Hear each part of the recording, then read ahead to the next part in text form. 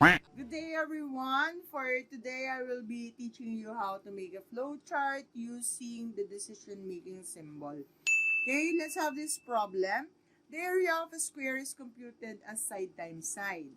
The area of a rectangle is length times width. Draw a flowchart that will input the first letter of a shape, then compute and display the corresponding area. If the letter is not an S or an R, then it should display an error message. So to begin the program, let us draw a terminal symbol. For the terminal symbol, you have to draw two parallel lines first. So ganyan. Dalawang parallel lines. Tapos i-round nyo lang yung dalawang gilid niya. Okay? And then, lalagyan nyo siya ng start.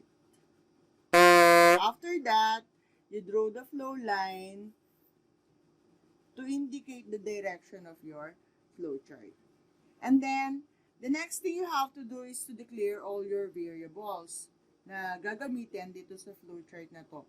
So, to do that, you have to draw a preparation symbol, which is a hexagon. Like this.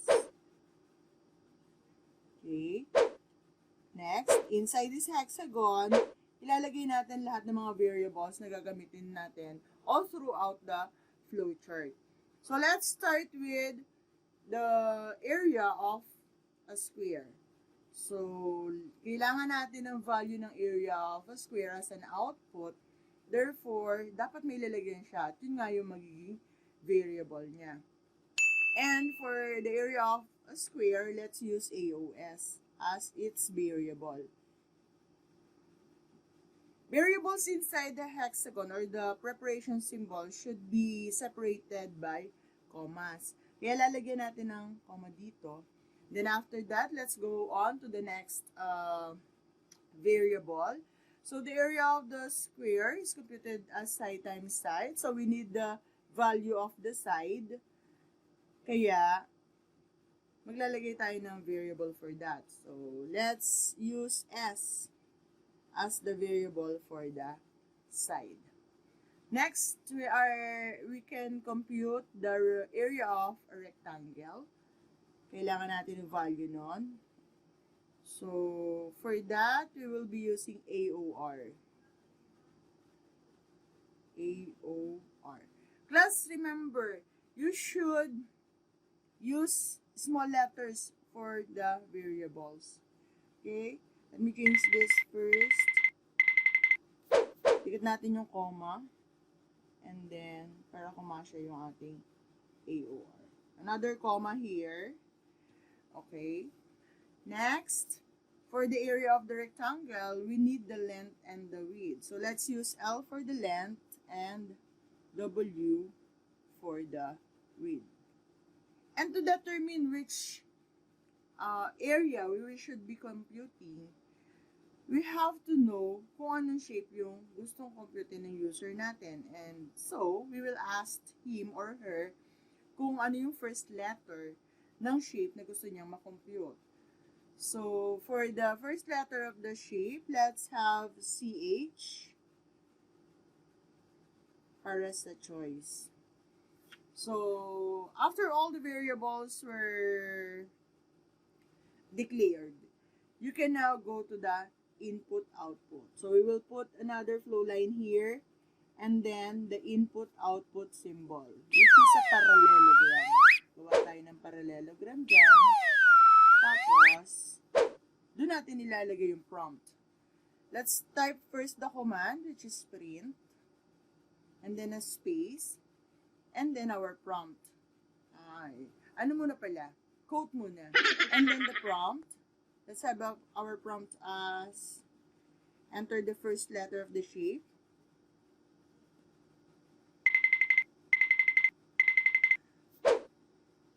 So, enter the first letter of the shape. Pagkatapos natin ilagay yung prompt, lagyan natin ng colon. This colon will indicate that we're waiting for the user to enter value. And a space tsaka pa lang yung unquote. Anything inside the quote-unquote symbols will be printed on the screen as is. Kung ano yung tsura niya dito, ganun din siya mapiprint dun sa monitor nyo. Okay, and you call this, the text inside the quote-unquote, you call this the literal string. Kaya sinabing literal string, kasi nga, literal na mapiprint kung ano yung nakikita niya dito dun sa computer screen nyo. So after the prompt, let's have another flow line here and another input-output so that we can get the value of the input. Okay? Sulat natin yung get. So dito, pinag-enter natin siya ng first letter of the shape. Hahanapin natin dito sa mga variables kung ano yung assign natin for the choice. And that is CH. So, lagay natin dyan, get CH. So, let's have another flow line here.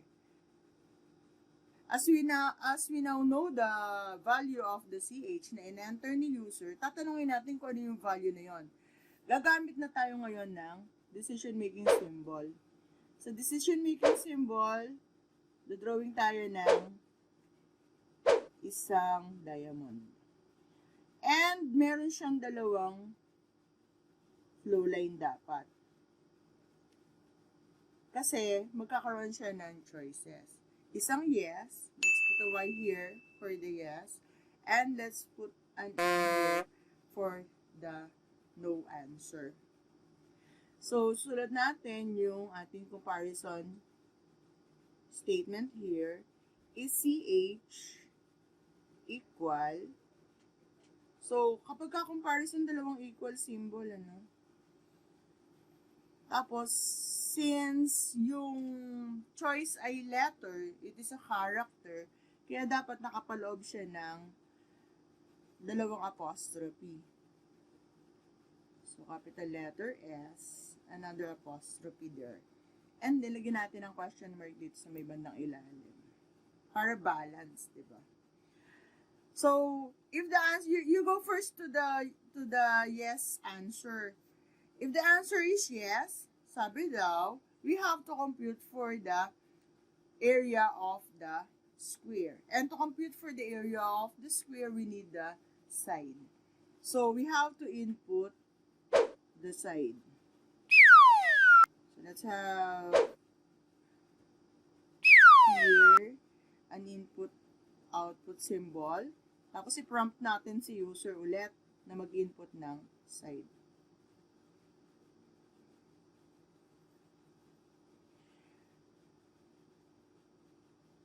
Dito sa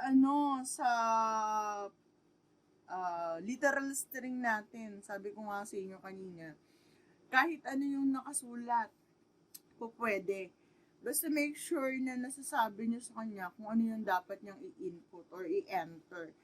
So, input side, kung ano yung spelling na nakikita niya dyan, S-A-Y-D for the side, yun din yung makikita niyo dun sa monitor. Ganun.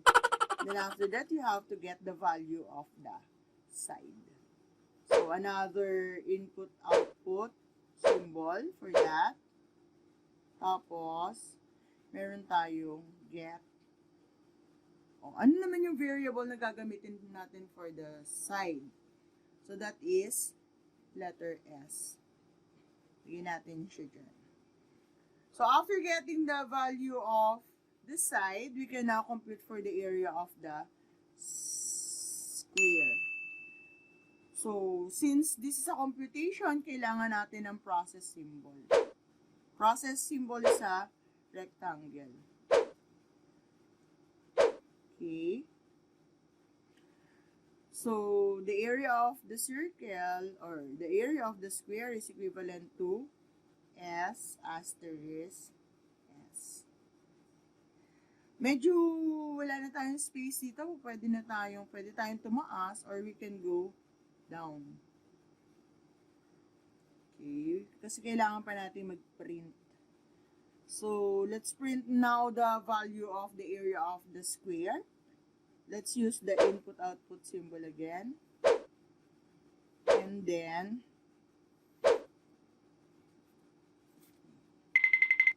So, class, pagka naggagawa kayo ng flowchart, pencil ang gamitin nyo.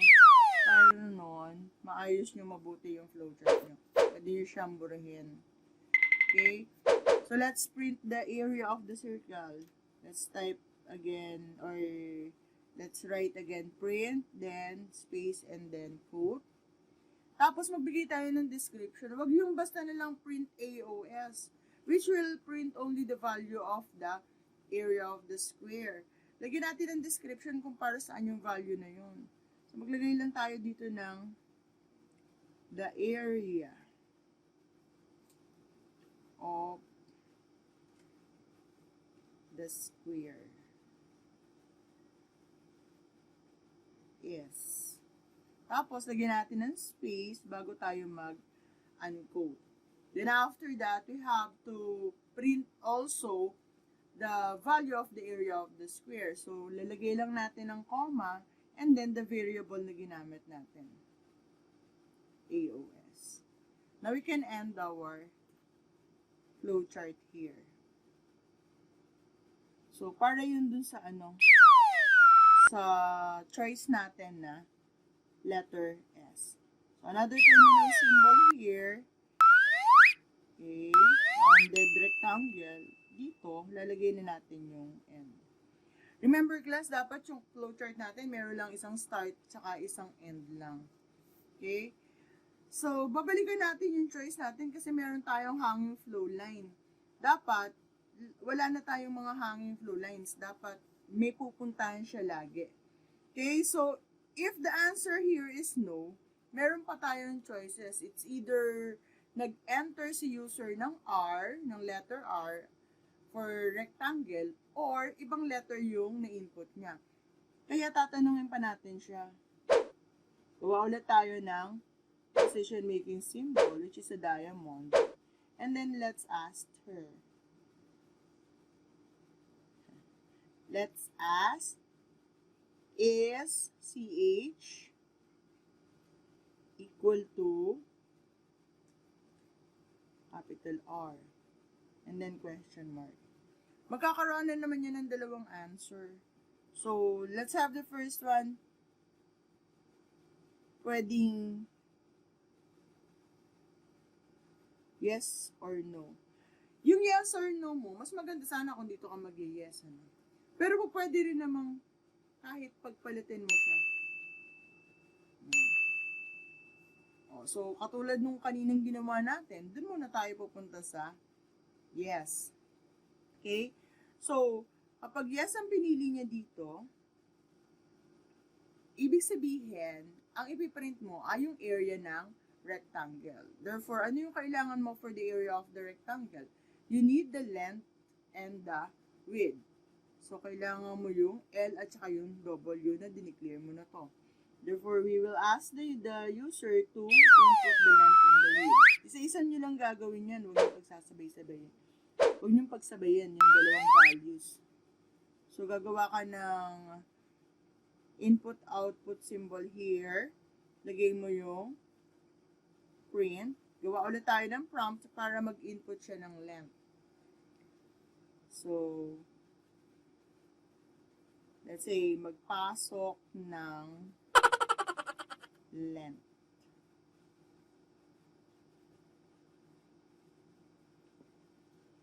Bahan natin yung input-output para hindi na ako mag-next line. Lagyan natin ang colon to indicate na mag-iintay tayo ng answer. And then, space at saka yung unquote natin. Aww. And then after that, we get the value of the length. So, another input-output symbol. And then, we write get. Tsaka yung variable na ginamit natin for the length, which is L. Next, we will ask the user to input the width. So, let's draw another input-output symbol here. And then, kailangan kasi presentable yung inyong flowchart, hindi yung basta nag-drawing lang. Maglagay tayo ng prompt, print, quote, enter with, colon, space, at saka uncode. And then we get the width. So, get W. Okay. So, since we have the data or the values needed to compute for the area of the rectangle, we can now proceed to the process. So, for the process, meron tayong AOR is equal to L asterisk W. And then, we print the value of the area of the rectangle. So, another input-output statement ay symbol, parallelogram, and then print ulit. So, we write print, tapos yung description kung ano siya. So, the area of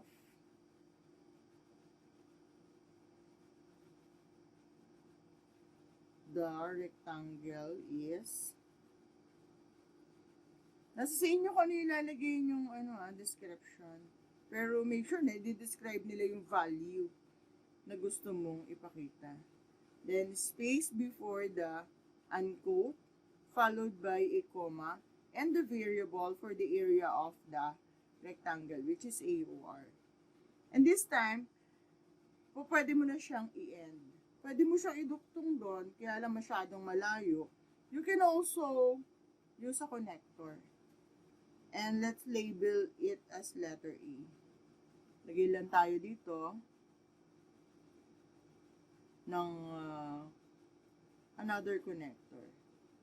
Which means that after this, hahanapin niya yung letter A, dito niya makikita, at ituturo niya yun sa end.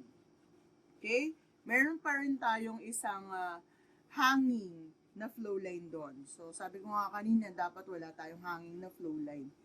So, if we ask if the choice is equal to R and it answers no, ang sabi dito sa problem, magdi-display siya ng error message.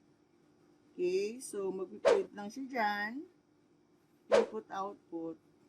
Nang kahit anong gusto nyong error message. Okay, so we write again print space quote. Lagyan natin invalid input.